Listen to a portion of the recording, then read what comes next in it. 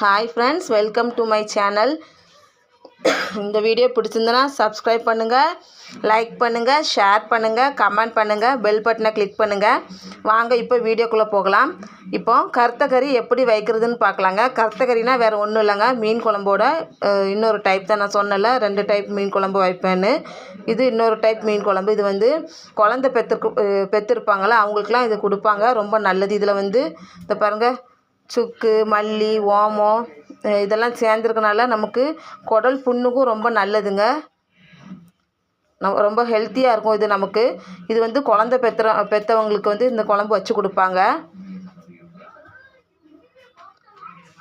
பாலும் ஊறும், அது இல்லாமல் அவங்களுக்கு வந்து குடல் வந்து இது புண்ணாக இருக்கும் இல்லையா, அதனால் இந்த குழம்பு வச்சு கொடுப்பாங்க. குழந்தை பெற்றவங்களுக்கு நாகர்கோவிலில் வந்து இந்த குழம்பு வந்து வச்சு கொடுப்பாங்க. அது எப்படி செய்யலாங்கிறத பார்க்கலாங்க. அதுக்கு இங்கே பாருங்கள், ஒரு முழு தேங்காய் ஒன்று திருவி வச்சுருக்கிறேன். இப்போ பாருங்கள், காஞ்ச மிளகா, அது உங்கள் காரத்துக்கு ஏற்ற மாதிரி நீங்கள் எடுத்துக்கோங்க. இந்த பாருங்கள்,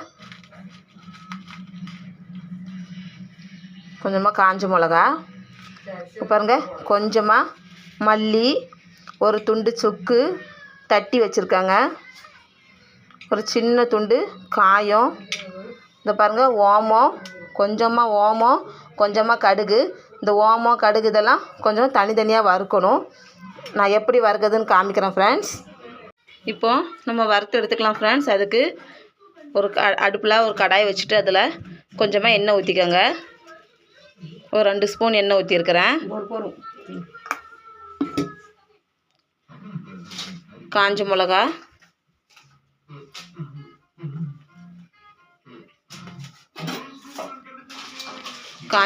போட்டு வறுத்துக்கலாம். ஃபஸ்ட்டு காஞ்ச மிளகா போட்டு வறுத்துக்கலாம். அது கூட சுக்கு, காயம் போட்டு வறுத்துக்கலாம்.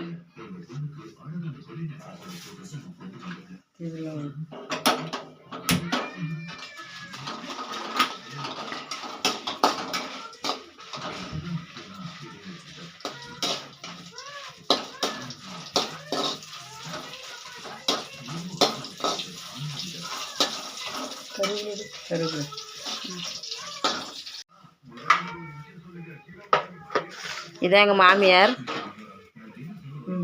ஹாய் சொல்லுங்கள்.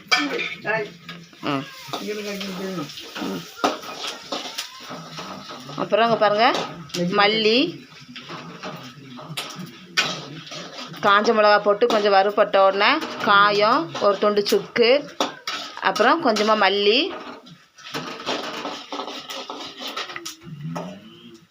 அதுக்கப்புறமா தேங்காய், கருவேப்பிலை,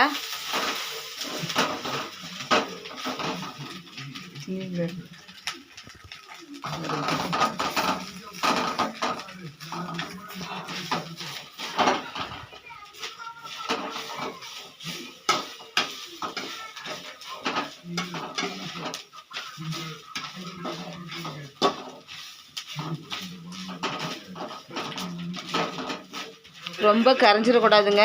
பார்த்து பொன்னிறமாக வர வரைக்கும் நம்ம வறுத்தா போதும். ரொம்ப கரைஞ்சிடக்கூடாது.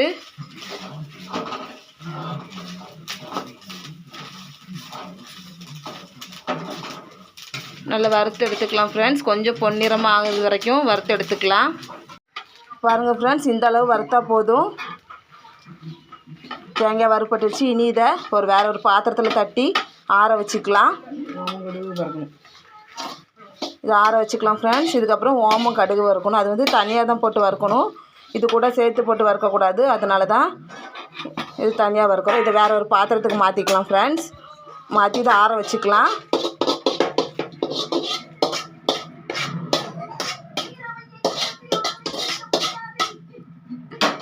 அதே கடாயை அடுப்பில் வச்சுக்கிட்டு ஓமம் கடுகு வறுத்துக்கலாம். அதுக்கு எண்ணெய் ஊற்ற வேண்டாம். ஓமம் கடுகு ரெண்டுமே கொஞ்சமாக எடுத்துக்கோங்க, ரொம்ப எடுக்காதீங்க, ஏன்னா குழம்பு கசக்கும். அதுக்கப்புறமா ஓமம் கடுகு ரெண்டுமே கொஞ்சமாக எடுத்துக்கோங்க. ஓமம் கடுகு வறுக்கிறதுக்கு எண்ணெய் தேவையில்லை.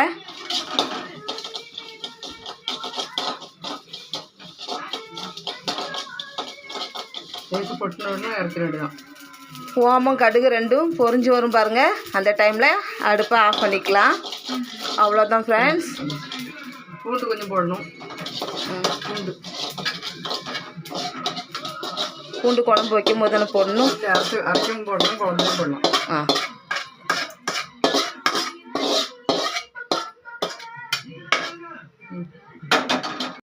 இது பாருங்கள் ஃப்ரெண்ட்ஸ், நல்லா சூடு ஆறிடுச்சு. இது நம்ம அரைச்சி எடுத்துக்கலாம். அரைக்க போகும்போது இதை பாருங்கள், ஒரு 15 பல் பூண்டு போட்டுக்கோங்க.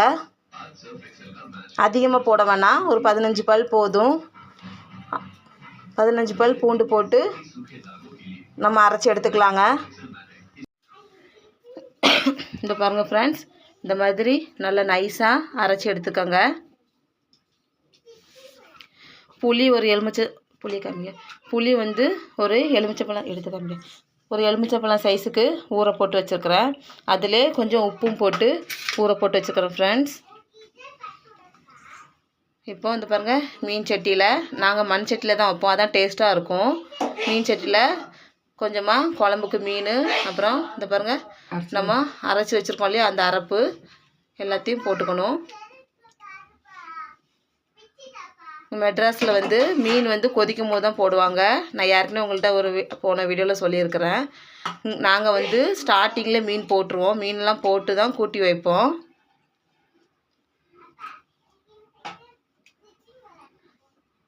பாருங்கள், இப்போ புளி கரைச்சி வச்சுருக்கோம் இல்லையா, அந்த புளி கரைசலை ஊற்றிக்கலாம்.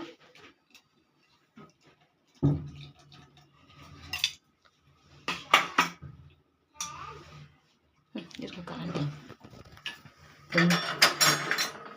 ஒரு நிமிஷம்.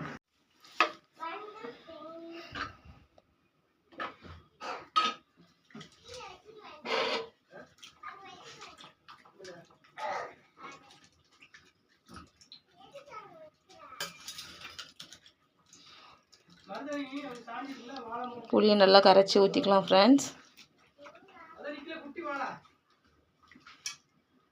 அந்த அடுப்பில் சாதம் வேகுது.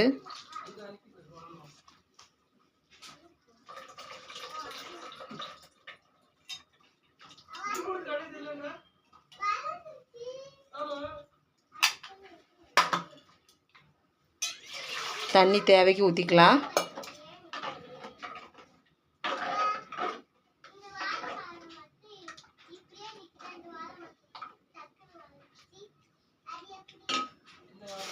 உப்பு தேவைக்கு போட்டுக்கலாம் ஃப்ரெண்ட்ஸ். உப்பு போடும்போது கொஞ்சம் பார்த்து போடுங்க.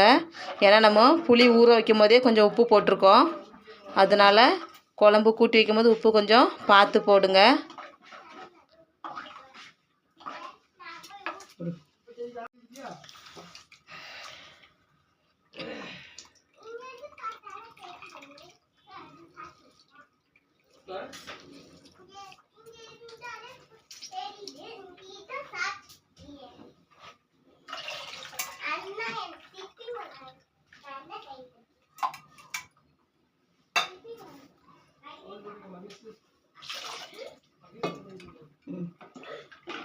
அவ்வளோதான் ஃப்ரெண்ட்ஸ். இப்போ நல்லா கொதிக்க விட்டுக்கலாம். நம்ம அடுப்பை ஆன் பண்ணிக்கிட்டு நல்லா கொதிக்க விட்டுக்கலாம். நல்லா கொதிக்கட்டும். இந்த குழம்பு ரொம்பவும் நல்லது ஃப்ரெண்ட்ஸ். இதில் மருந்து ஐட்டம்லாம் சேர்ந்துருக்கனால ரொம்பவும் நல்லது. வயிற்று புண்ணுக்கெலாம் ரொம்ப நல்லது இந்த குழம்பு.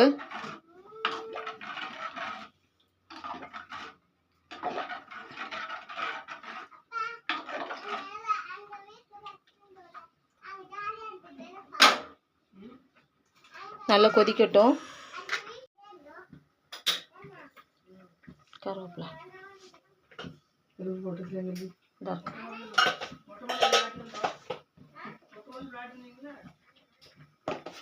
கொஞ்சமாக கருவேப்பிலை போட்டுக்கலாம். போட்டு கொதிக்க விட்டுக்கலாம். நல்லா கொதிக்கட்டும் ஃப்ரெண்ட்ஸ். இப்போ பாருங்கள் ஃப்ரெண்ட்ஸ், குழம்பு நல்லா கொதிச்சிடுச்சு. இந்த ஸ்டேஜில் அடுப்பை ஆஃப் பண்ணிக்கலாம். அவ்வளோதான். உங்களுக்கு பிடிச்சிருந்தனா இது ஒரு தடவை ட்ரை பண்ணி பாருங்கள் ஃப்ரெண்ட்ஸ். ரொம்ப டேஸ்ட்டாக இருக்கும். நம்ம உடம்புக்கும் ரொம்ப நல்லது. நம்ம கொஞ்சம் சளி பிடிச்சிருக்கு இந்த மாதிரிலாம் அந்த டைமில் இந்த குழம்பு வச்சு சாப்பிட்டோன்னா ரொம்ப நல்லாயிருக்கும். நம்ம உடம்புக்கும் நல்லாயிருக்கும். இது ரொம்ப டேஸ்ட்டாகவும் இருக்கும். உங்களுக்கு பிடிச்சிருந்தனா ட்ரை பண்ணி பாருங்கள் ஃப்ரெண்ட்ஸ்.